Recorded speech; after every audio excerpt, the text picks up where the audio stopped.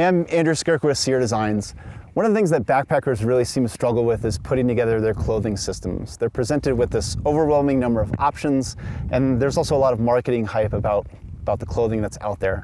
So I developed the Core 13 clothing collection to simplify the process. It's a tight collection consisting of 13 pieces, and you can mix and match them to create clothing systems for different sets of 3-season conditions. So for example, you can come backpacking here in Rocky Mountain National Park in June, but you can also, with these same 13 pieces, go leaf peeping in New Hampshire in October.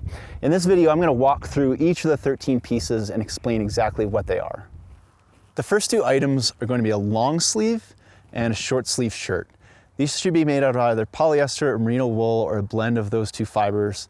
The material itself should be really thin, and you should have really good airflow through the fabric. It should also dry quickly. The one feature that you need to look for with the long sleeve shirt is to make sure that it has a collar in order to provide additional sun protection around the neck. Item number 3 is what I refer to as the bug shirt. It can be made out of a tightly woven nylon like this shirt is here, or you can get one made out of permethrin treated polyester. In both cases, you're creating a mechanical or a chemical barrier to prevent being bit by insects like mosquitoes and black flies. In the case of the permethrin treated polyester, that's also going to be resistant to disease carrying ticks. The fourth item is a pair of running shorts. I'm going to wear these in warmer temperatures and also when the sun isn't super intense. I much prefer running shorts as opposed to standard hiking shorts because these have a great range of motion.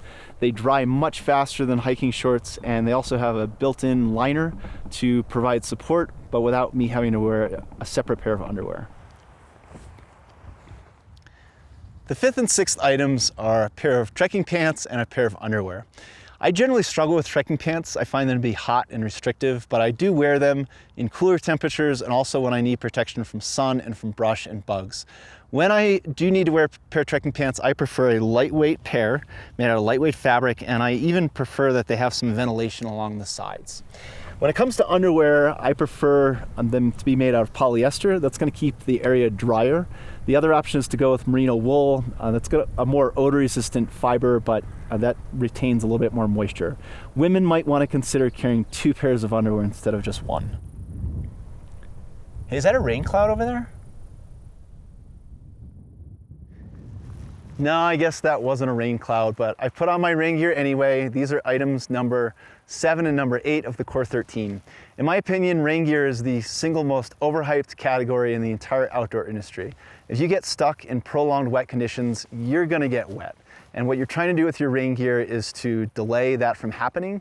And also, once you do get wet, it's gonna trap in more of your body heat than if you didn't have any rain gear. A rain jacket and a rain pants made out of waterproof breathable fabric are probably the 2 most versatile pieces of rain gear. But depending on where you are, you could use other items that arguably might even be better. So for example, you could use a poncho, you could use an umbrella, you could use a rain skirt or rain chaps. And then for the ultimate in rain protection, you might consider the cagoule. Yeah, I'm ready. The 9th item in the Core 13 is a fleece top. I use this as a second layer over my hiking shirt in cooler conditions, and I also use it as a mid-layer between my hiking shirt and my rain jacket when it's cold and wet. A fleece top does not need to be anything special. You're looking for 100 or 200 weight fleece, a pullover zip, no abrasion or water-resistant panels on the shoulders, and no wind-blocking membranes. Items number 10 and 11 are an insulated jacket and an insulated pair of pants. You can go with either down or synthetic insulation with either item. My general recommendation, if you can afford it, is to go with down. It's more compressible, it's warmer for its weight, and the bigger thing is that it just lasts a lot longer. I'm talking years of use as opposed to a season or 2.